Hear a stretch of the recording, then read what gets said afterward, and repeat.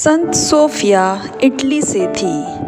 उनके जन्म स्थान के बारे में ज़्यादा जानकारी नहीं है। संत सोफिया का पालन पोषण आदर्श परिवार में हुआ था। वह हमेशा विश्वास और प्रार्थना में दृढ़ रही।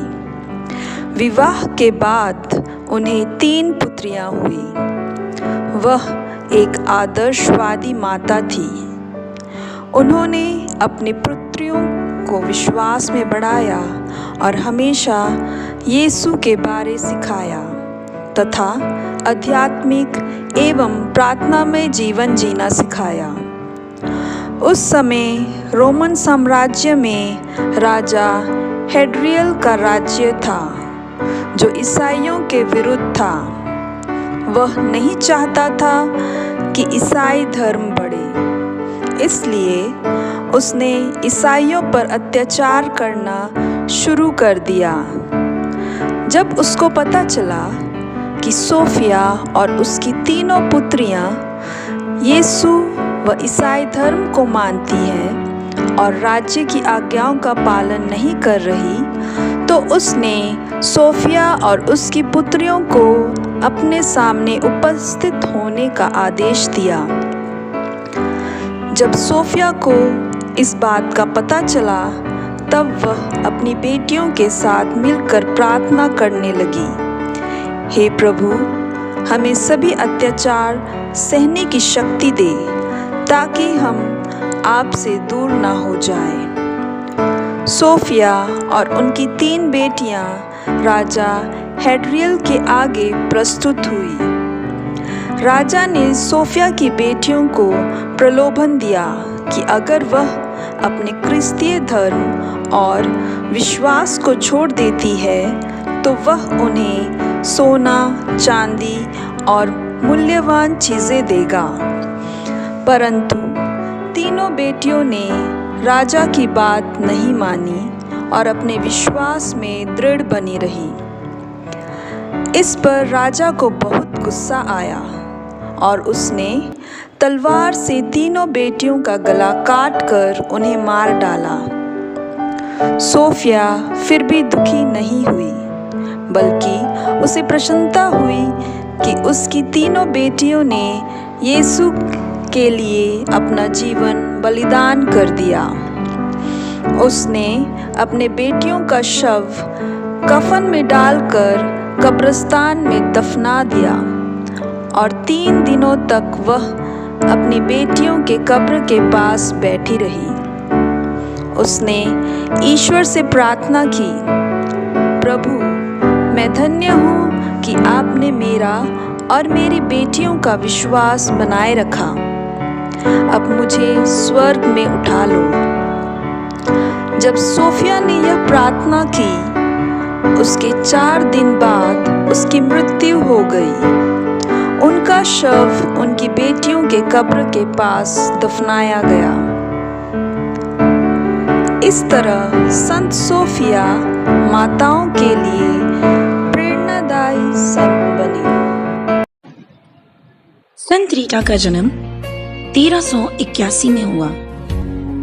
उनके माता पिता एंटोनिया और लॉरी उनके जन्म से बहुत खुश थे, क्योंकि संत रीटा शादी के सालों बाद अपने माता पिता के लिए उपहार थी। संत रीटा पर बचपन से ही ईश्वर की कृपा दृष्टि बनी रही। वह हमेशा सेंट ऑगस्टिन कॉन्वेंट में जाकर अपने फेवरेट संतों संत योहन बपतिस्ता, संत निकोलस और संत ऑगस्टिन से प्रार्थना करती थी।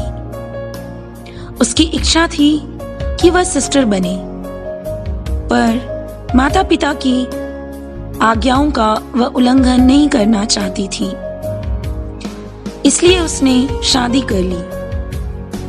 उसका पति पावलो एक आदर्श और अच्छा व्यक्ति था। उस समय की बात है, उनके रिश्तेदारों में और रीटा के परिवार में बहुत सी नफरत चल रही थी। इस नफरत की वजह से रिश्तेदारों ने पावलो की हत्या कर दी। संत रीटा को इस बात का बहुत दुख हुआ। रीटा के 2 बड़े बेटे थे। वह अब अपने पिता की मृत्यु के बाद अपने रिश्तेदारों से नफरत करने लगे। लेकिन संत रीटा एक आदर्श पत्नी और माता थी। उसने अपने बेटों को समझाया कि नफरत करने से हमारी ही हानि होती है। इसलिए जैसा यीशु ने अपने शत्रुओं को क्षमा किया, वैसे ही हमें भी अपने शत्रुओं को क्षमा करना चाहिए। बेटों ने माता की बात मानकर अपने शत्रुओं को क्षमा कर दिया। उसके कुछ समय बाद दोनों बेटे बीमार हुए और उनकी मृत्यु हो गई। संत रीटा अब अकेली पड़ गई, परंतु उन्होंने हिम्मत नहीं हारी। अपने विश्वास को उन्होंने घटने नहीं दिया। उन्होंने निर्णय लिया कि वह सिस्टर बनेंगी। वह संत ऑगस्टिन कॉन्वेंट जाकर सिस्टरों से विनती की, पर सिस्टर लोग जानती थी कि उनके परिवार में नफरत चली आ रही है। अगर वह कॉन्वेंट में आती हैं, तो उनके रिश्तेदार कहीं कॉन्वेंट को हानि ना पहुंचाएं। इसलिए सिस्टरों ने संत रीटा को वापस भेज दिया। संत रीटा का विश्वास बहुत मजबूत था। अपने धैर्य के साथ उन्होंने दोनों परिवारों के लिए प्रार्थना की और उनसे जाकर मिली और उन सभी को समझाया कि नफरत और घृणा से सिर्फ परिवार बर्बाद होते हैं। नफरत को छोड़ो और एक दूसरे को क्षमा कर शांति से जाकर जीवन बिताओ।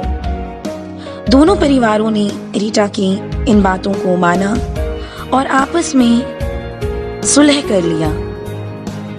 वह एक दूसरे के साथ प्रेम से रहने लगे। उसके बाद संत रीटा ने कॉन्वेंट में प्रवेश कर सिस्टर बनी और अपना बाकी का जीवन प्रभु की सेवन में बिताया। संत रीटा परिवारों के लिए प्रेरणादायी संत बनी।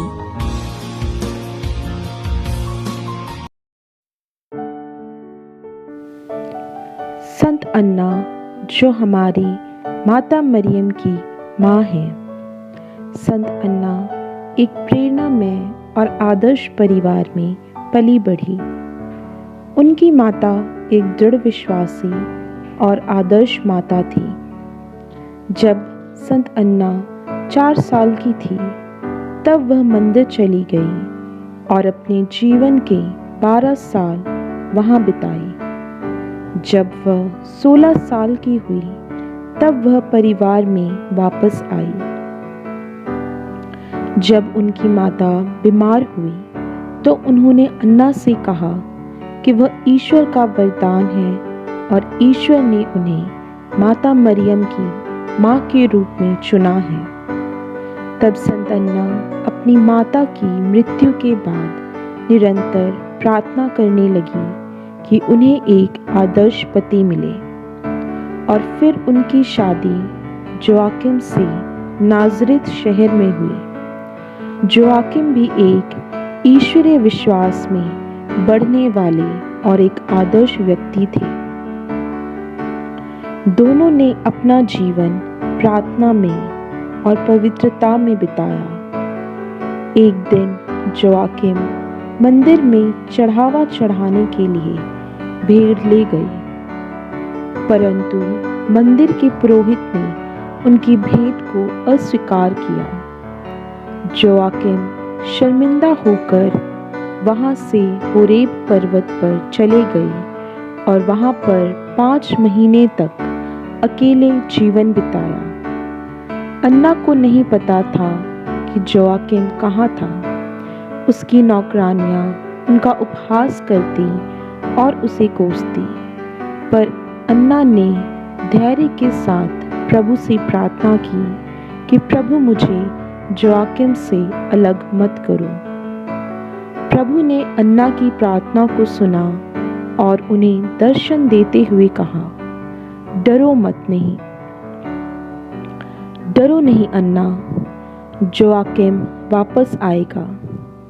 तुम्हारी प्रार्थना सुनी गई। इससे आनंद विभोर होकर अन्ना प्रभु के मंदिर में 2 कबूतरों को चढ़ाया, जैसे ईश्वर ने स्वप्न में कहा था। जोआकिम वापस आया और फिर से अन्ना और जोआकिम साथ रहने लगे। उन्होंने निरंतर अपना जीवन प्रार्थना में बिताया। उसके बाद अन्ना गर्भवती हुई। सब प्रेरित और पुरोहित बच्चे के बारे में भविष्यवाणी करने लगे कि वह ईश्वर के बच्चे को जन्म देंगी। ईश्वर ने अन्ना को बहुत चिन्ह और चमत्कार दिखाए। जब माता मरियम का जन्म होने वाला था, तब अन्ना और जोआकिम के घर के ऊपर एक रोशनी जगमगाने लगी। माता मरियम के जन्म के बाद सारी सृष्टि ने आनंद मनाया। संत अन्ना ने माता मरियम को बड़ी चाह से पाल पोस कर बड़ा किया।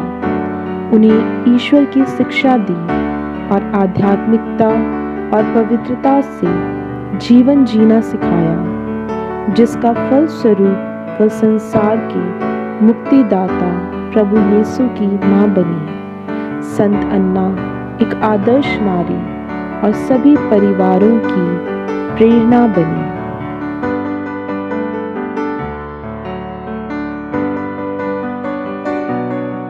मोनिका का जन्म नॉर्थ अफ्रीका में हुआ। वह अपने भाई बहनों में सबसे बड़ी थी। संत मोनिका एक आदर्श और संस्कारपूर्ण परिवार में बढ़ी। परिवार के सभी बच्चों की परवरिश घर की नौकरानी ने की। उस समय के नियम के अनुसार मोनिका को उसके माता पिता ने शराब लाने सल्फोनिया नगर भेजा। मोनिका की यह दिनचर्या बन गई। एक दिन मोनिका ने उस शराब को चखा तो उसे वह बहुत ही अच्छा लगा। अब वह रोज शराब पीने लगी और शराब के अधीन हो गई।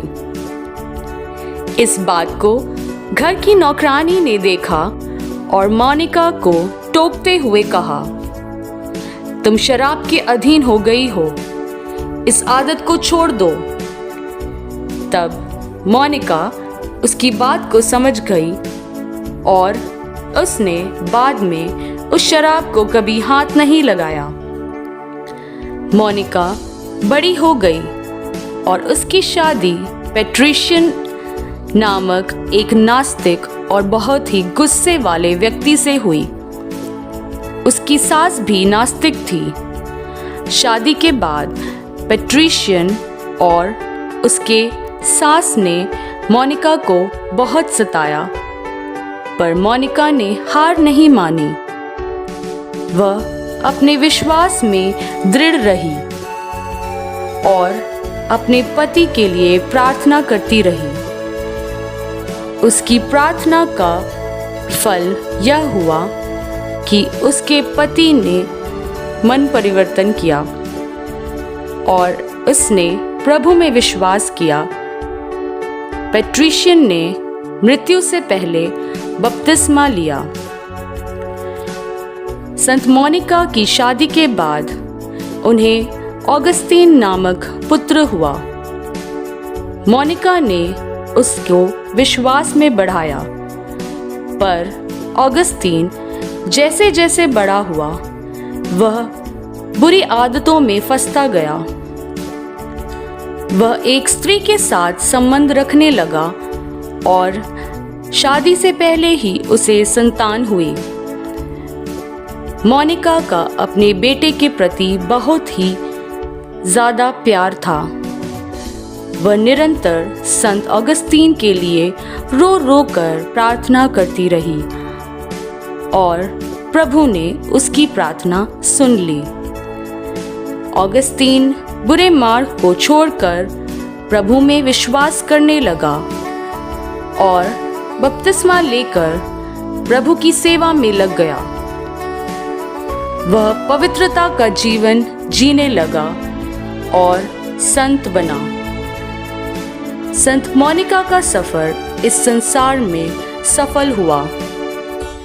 उसके जीवन की एक ही इच्छा थी कि उसका परिवार विश्वास में और क्रिस्त में बढ़े। उसने यीशु से प्रार्थना की, प्रभु मेरा सफर सफल हुआ, अब आपके पास आना चाहती हूँ। प्रभु ने मोनिका की प्रार्थना सुनी और वह प्रभु को प्यारी हो गई। संत मोनिका माताओं की प्रेरणादायी संत है।